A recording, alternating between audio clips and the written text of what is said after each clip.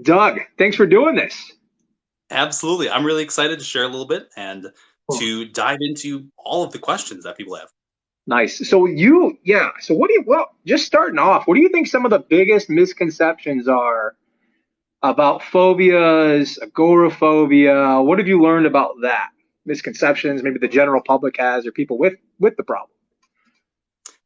Probably the biggest one I run into all the time is that you can't change. People think, just looking at, I Googled, agoraphobia a couple of days ago doing some research for a project. And just on an informal research basis, finding like 5 out of the 7 different websites on the first page of Google said that agoraphobia can't be solved, that phobias are just something that you're stuck with for life. And so people come in all the time, like, I've been watching your stuff and they say, it'd be cool if it works, but I don't really think it is going to work because they've been told by doctors and psychiatrists that it isn't going to work. And realizing that it's just, a pattern that your brain is running. I'm sure as you realize, with smoking, and your guys and your Yeah, listeners also realize that um, those patterns, they can easily be changed.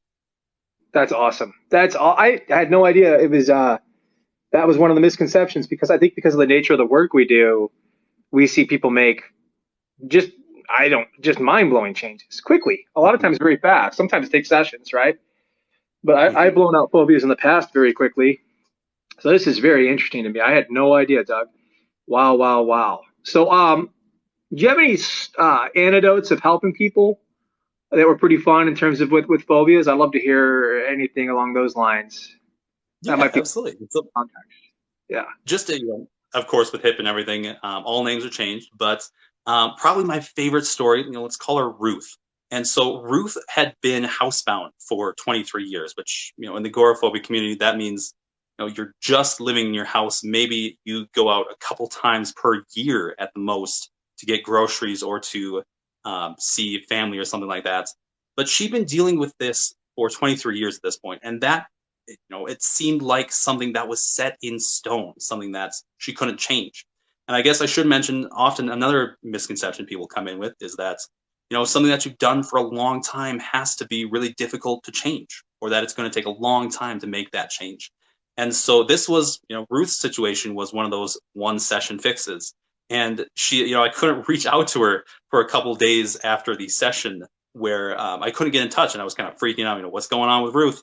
And then she finally gets back to me and she says, Doug, I'm sorry I didn't respond, but I've just been like driving around my local city and seeing all of these really interesting things that she said, I've only seen on Google Street View. And so she was Oh, just out there living her life. Really, one of the things that struck me about her story was that she, again, came in thinking it was impossible. But all of a sudden, when we didn't have that panic, we didn't have that unconscious taking that anxiety from here up to DEF CON 1 or something like that. She didn't feel that restriction of being in the house anymore, and it was a change just like that. man, that's so beautiful. Imagine that. 23 years, going out a couple times. Now she's got this new license to go actually live outside of her home. That's wow, that must have been profound. I like that you were freaking out. And she's like, "No, I'm just making up for lost time. I just want to see things in person." That's so cool. What a great story. Oh, that person we'll call Ruth. Did she share anything? What when you debriefed with her, was there anything like kind of profound that she told you? I mean, obviously that this in itself is profound, but I'm always curious because sometimes clients say something just kind of off the wall and it hits me. Did she have any insights like that for you about the change process, the difficulty of it, the ease of it, anything at all? Yeah, she did. She was talking about how she didn't realize, it had a link to her past, and oftentimes it isn't the initial memory that has that sparks it. But she, in her own life, she had an issue with going over to a neighbor's house, and she was threatened by their dog, and she was like 5 or 6 years old or something. And then when she was 13, something kicked it off, and since then she had been struggling with this. And so even though we didn't address that at all, or I should say, I didn't bring that up in the session, it just kind of bubbled up. And the cool thing, I'm sure many people realize with hypnosis is that you don't need to like dive in and re-experience it as with therapy, but um, realizing that there was a reason, and even if even if that dog clearly was not in her life anymore, her brain was still reacting as if there was a clear and present danger if she just stepped out of her house. No way. That's awesome. Yeah, that's pretty profound, man. That's pretty cool stuff. So I'm curious. So in your estimation, just kind of jumping around, changing gears real quick, what do you think separates a good practitioner from someone that's really great in terms of helping people get rid of phobias and doing this type of change work? Your guess. I got to open up my questions over here too, because I always forget what they. Yeah, I would say what really separates being able to do it smoothly, knowing not only what makes that change, but making it gradually. Whether we make that change, using conversational hypnosis in the beginning of the session, oftentimes it's that idea that we're just going to do something fun and just use our imagination, but we're actually making that change very effectively before we get into the actual hypnosis, or just making it a very streamlined process so that you're not just throwing techniques at it, so that you actually know, I'm going to pick and choose these specific techniques based on this person coming in and what they're presenting in their life. Right. So the smoothness of it, that does make sense, because I think I've had really clunky work, and we've still gotten results, but you can tell someone that does this stuff a lot, they always have a way of, even if things aren't making sense in the moment, they still have control of the situation. That you're still moving towards the solution. I love that. That's a great point. And in terms of the modality, because you mentioned hypnosis a couple times, are there any misconceptions you stumble upon that people have about hypnosis that you could speak to? Oh yeah, all the time. I like to say that right off the bat, hypnosis is not about the swinging watch or anything like that. It's not witchcraft or mind control or anything like that. It's a very scientific process. It's got a lot more relation to psychotherapy and other modalities than a lot of people believe. And there's the 125 years of research behind hypnosis. And so if someone reaches out to me and is like, is this just witchcraft or something? I just send them to Google Scholar and say, I can send you the studies and all this, but you just go off and find this and prove to yourself, and that I'm not just curating this content, that this is actually studied by modern science. And, we can see the fMRI machines scans about what's actually going on, just how similar our work is to actual therapy. How oftentimes we're bringing in many of those same techniques just in trance. And so, yeah, that's what I think is a really powerful lesson for people to understand, that it's something that we're doing all the time, and it's definitely a scientific process. That's brilliant. Yeah, absolutely. There is this component of it being perceived a certain way, and I think Hollywood has a role to play there, and then there's the stage hypnosis community, which they do cool stuff, but it's quite different than what we're doing here. And a lot of that showmanship, right? Like looking like positioning yourself like you're controlling this person. When if you've ever been to a hypnotized on a stage show, you could just kind of walk away if you wanted to. You don't really want to because you're having fun or whatever that is. The buzz of the thing's so great. I think that's a great point, Doug. There's like 12,000 peer-reviewed studies or something ridiculous demonstrating the efficacy of the modality. That's great. You point people there. So let's see. So I want to point out. So Douglas Sands, real quick, where can people find you? If they know somebody that has a phobia, or if they have one, what's the best place to get in touch with you? Right here on TikTok is a great place. Otherwise, I'm really active on Facebook. Just search my profile, Doug Sands. Or if you want to get in touch with my website, my business is Anywhere Hypnosis. Anywhere Hypnosis. That's great. Brilliant. Yeah.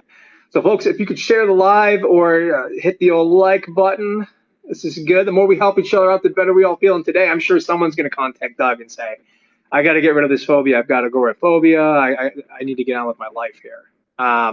So let me pull up another question here. Look how clunky this is, Doug. I love it. It's just raw here. Okay, so we asked about best place to learn your services. One of the things I'm curious about, is there anything, you've already taught people a bunch of stuff in terms of misconceptions, things like that. Is there anything you'd like to teach people? Maybe it's just a concept, maybe it's a technique, something you've come across, and I know I'm just springing a trap on you, right? No, I love that. I think that's, Yeah. I'm sure, your listeners, you've already talked about, anxiety, perhaps talking about smoking. And oftentimes it's not the activity itself that is the issue. It's the underlying feeling. Whether you Right. do smoking for calming yourself down, or you binge eat for calming yourself down, or you calm yourself by staying in your house and never leaving ever again. Really, it's just the underlying belief that is keeping you in that place. I really like the breath work. I know that you've shared a lot about like bullet breath and Yeah. all of these, 4 and 8 and 7-11 breathing, these kind of things. But really just understanding that the difference, I should say, probably the difference between anxiety and phobia and panic, that might be the big thing that I work with. Meaning that oftentimes, we all feel anxiety at some times. If we didn't feel anxiety, that's kind of a sign of not being alive. That's Right. we all have some stresses in our life. And so the difference with a phobia is that it's become internalized. And so even if, going back to Ruth's case, she would step outside of her house to test this, and she didn't feel that anxiety coming up. It was just like this gut level panic, like her body was reacting before she could even, make this realization about whether it was, whether she was feeling anxious or not. And that's where, these modalities can really get into that unconscious level. But looking at anxiety itself and realizing that, you don't always have to dig deep into the actual deep problem if you don't want to. You can use techniques like the deep breathing or the EFT or other methodologies that can really help just de-stress you. And I don't know, have you shared anything about Right. bilateral stimulation on this one? A little bit, but yeah, I think anything you want to share, different people are always walking into our world. So anything you want to demo or explain about bilateral stimulation would be, I'm sure people would get a ton of use out of it.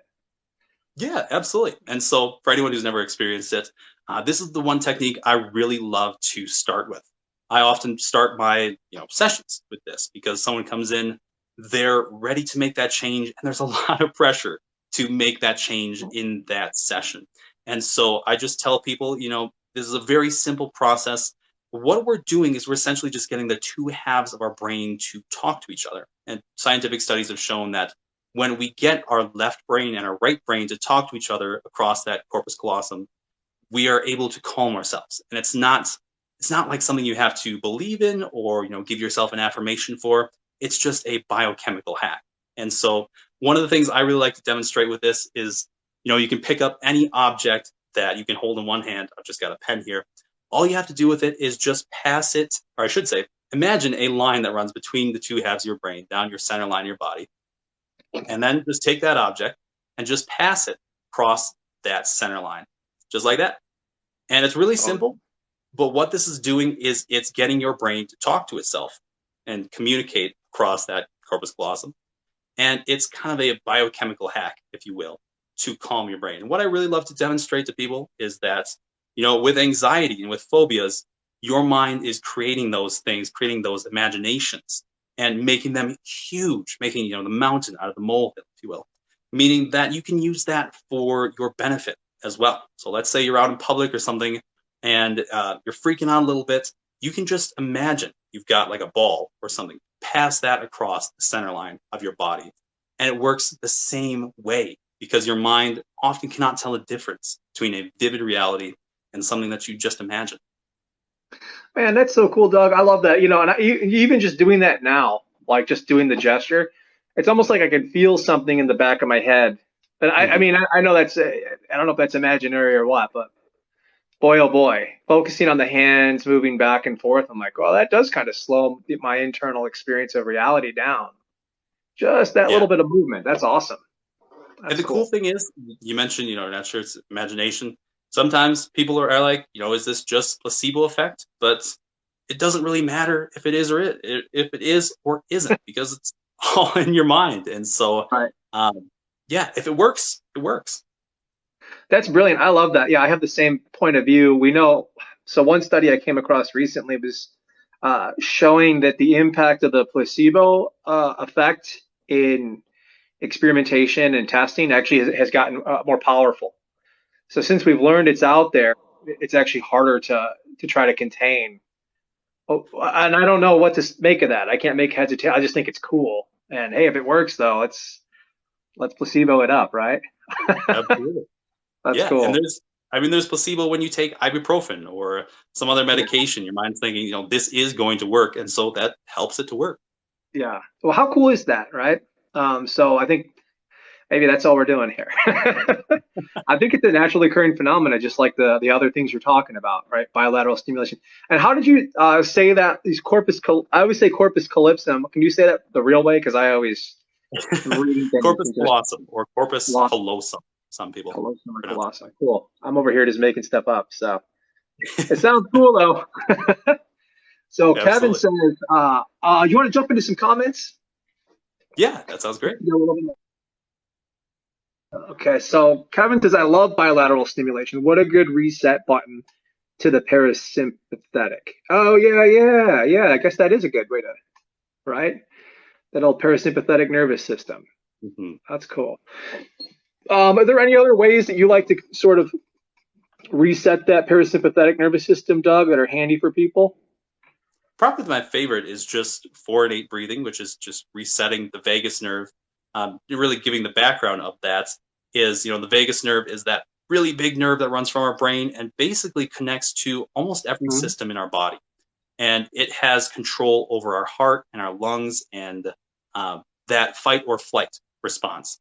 And so what happens when we feel that anxiety or that phobia, or whatever it may be, our brain sends that signal down to our body and says, hey, we got to speed things up so we can run away or freeze or flee or whatever it may be.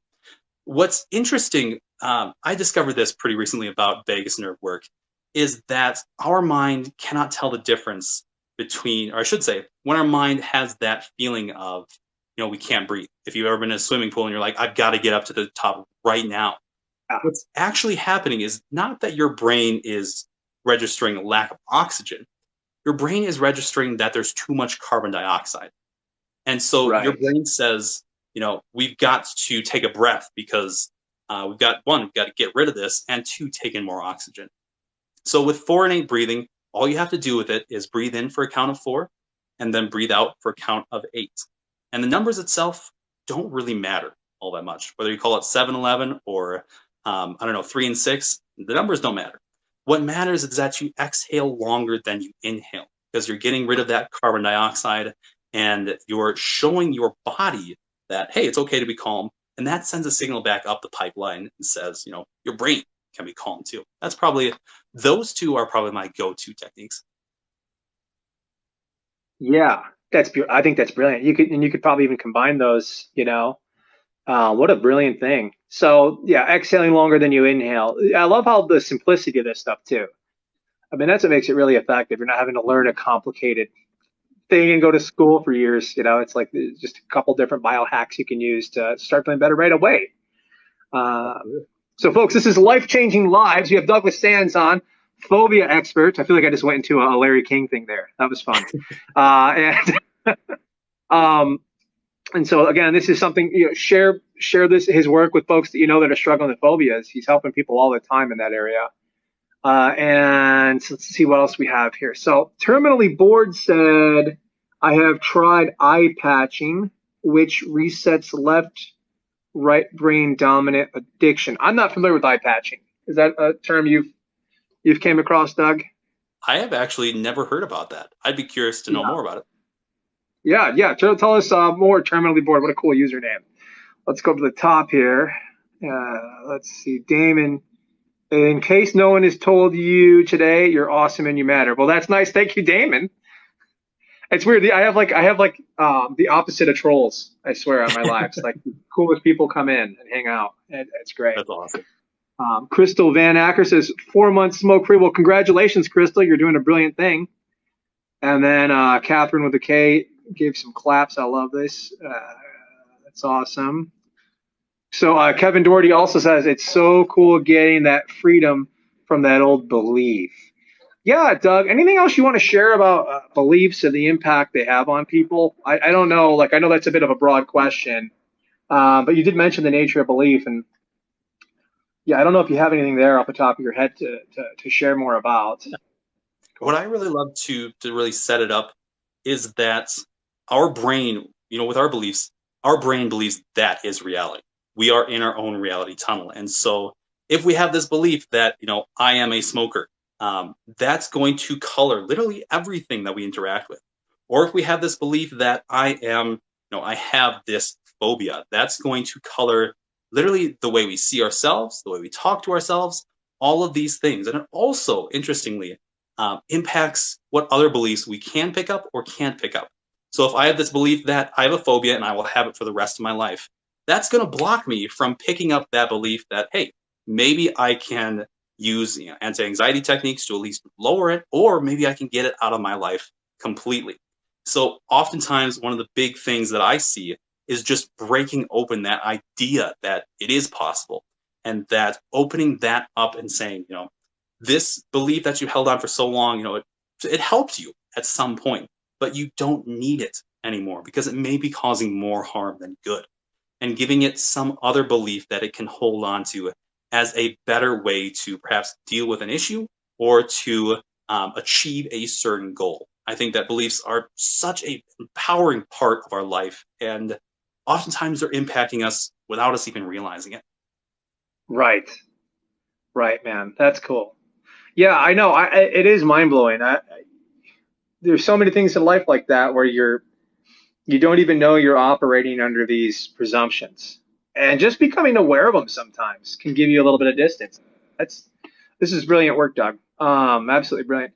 Jouja Girl, are you still here, Jouja Girl 01? So how much is the cost? I think if you want to learn about Doug's services, the best thing probably be to go. Do you have a link or something where folks can get on a call with you, or are you doing consultations and things like that? I do, yes. Cool. Yeah, Jouja Girl. Yeah, I could perhaps pull that up here. One moment. I've actually. Cool. I think that's probably the best next step to learn more about Doug's services. Who else do we have here? All right. And Sorry about that. I think that I just tried to pull it up and I vanished for a second. that's okay. Yeah.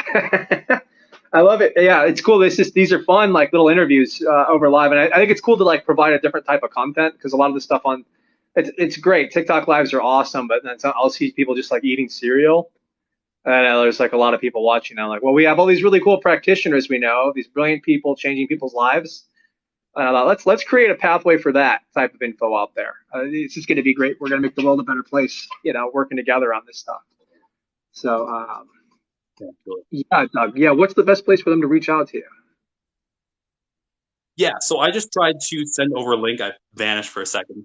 But perhaps the best way is just to click on my TikTok handle right here. Right now, it's ending agoraphobia, and I've got a link right there on the actual bio. Nice. So here we go. We got a couple more comments. So I did quit smoking for 6 years, Alan Carr, and I highly recommend. The problem is out Fox now. Hey, terminally bored. I think your comment got a little jumbled there. Christopher, man, stumbled on this accidentally, but I'm quitting smoke with tobacco. Hey, good for you, Christopher. Yeah, great. Anyway, I think this is great. So I wonder what else we got going on here. This has been fantastic, Doug. Is there anything else you want to share, like a word of wisdom and insight you've learned with working with people? I know you kind of touched on some things. What would you tell someone that's feeling really hopeless about changing this area of their life? Yeah, I would say that it is possible. Oftentimes, we don't realize just how much is possible in their life. We have that belief that's blocking it, saying that, if someone comes in for smoking and they're like, I've had this for 13 years, you're not going to be able to fix me. Well, maybe that's, if they want to hold on to it, maybe that's the belief they're going to stick with. But if there's even that sliver of an idea, maybe this is going to work. Maybe I can have that life after this issue. That's all we need. That's all we need to open that up further and say, these are the facts. This is what can actually happen. And so realizing that even if, this has been an issue for a long time, as long as you want it to change, as long as you believe that it can possibly change, that's all we need with that. Right. That's brilliant. Yeah. No, I could tell you, I've had one smoking cessation session I did was 22 minutes, and I'm still kind of mind boggled by that. That's including the testing, and we were doing abstract testing, getting out there, getting weird. I was trying to make the guy smoke, right, the entire time at the end. Mm-hmm. And then I've had them take hours, and it's like the reality of the situation is exactly what you're talking about. That both people were hopeless and they felt powerless. And it is just the willingness to step in and do the work. And I think you're right. You give them that little sliver. That little sliver is where it starts. Maybe this could be different. And you've got a proven ability, and you've demonstrated results over and over of helping people with these problems. So it's not your first rodeo. You go to someone like Doug who's going to help you. Absolutely. We do have one more question here. Kevin Doherty. Doug, do you use EMDR at all with clients? Gotcha. I personally do not right now in my own practice. I've heard it's got, great results for anxiety and all of these things.